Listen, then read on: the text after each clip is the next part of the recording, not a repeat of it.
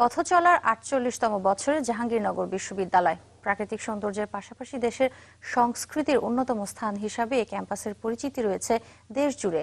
তাই বর্ষপূর্তি ঘিরে দিনব্যাপী থাকছে র্যালি, আলোচনা সভা ও সাংস্কৃতিক অনুষ্ঠান। জহিরুল ইসলামের তোলা ছবিতে উপহাবের পাঠানো রিপোর্ট।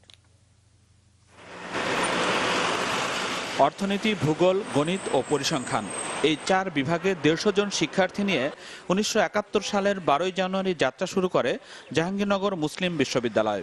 2 বছর পরে যার নামকরণ হয় জাহাঙ্গীরনগর বিশ্ববিদ্যালয়। নয়নাভিরাম সবুজ, প্রাকৃতিক সৌন্দর্য, প্রজাপতি, পরিযায়ী পাখি আর সংস্কৃতি এসবই এই ক্যাম্পাসকে দিয়েছে দেশ বিদেশে এক অনন্য পরিচিতি। প্রায় 700 একর জমির উপর প্রতিষ্ঠিত জাহাঙ্গীরনগর বিশ্ববিদ্যালয়ে বর্তমানে 6টি অনুষদের অধীনে রয়েছে 33টি বিভাগ আর 3টি ইনস্টিটিউট। শিক্ষার্থী 16,000-এরও বেশি। দেশের একমাত্র আবাসিক এই বিশ্ববিদ্যালয়ে শিক্ষার্থীদের জন্য হল রয়েছে 16টি। পড়ালেখার পরিবেশ উন্নয়নে আরও পরিকল্পনার কথা জানালেন দেশের প্রথম নারী উপাচার্য ডক্টর ফারজানা ইসলাম। 6টি হল থাকবে 1000 সিটের, 3000 ছেলেদের 3000 মেয়েদের।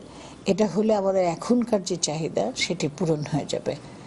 আর এছাড়া আমাদের প্রশাসনিক ভবন সম্পূর্ণ হবে 10 তলা, লাইব্রেরি 6 তলা হবে, নতুন আপনার এক্সামিনেশন হলস হবে। সাবেক ও বর্তমান শিক্ষার্থীদের কাছে এই বিশ্ববিদ্যালয় এক ভালোবাসার ঠিকানা।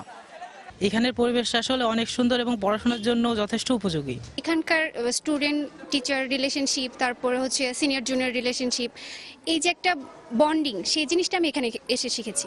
পাঠদানের যে সুযোগ সুবিধাগুলো ছিল সেটা কম ছিল, এখন সেই দিক থেকে এটা বেড়েছে এবং শিক্ষার মানও বৃদ্ধি পেয়েছে। 48তম প্রতিষ্ঠাবার্ষিকী উপলক্ষে জাহাঙ্গীরনগরে নেওয়া হয়েছে দিনব্যাপী কর্মসূচি। সকাল থেকে সন্ধ্যা পর্যন্ত র্যালি, আলোচনা, স্মৃতিচারণ, সাংস্কৃতিক অনুষ্ঠান ও কনসার্টে মুখর থাকবে বিশ্ববিদ্যালয় আঙিনা। Desk report, channel 24।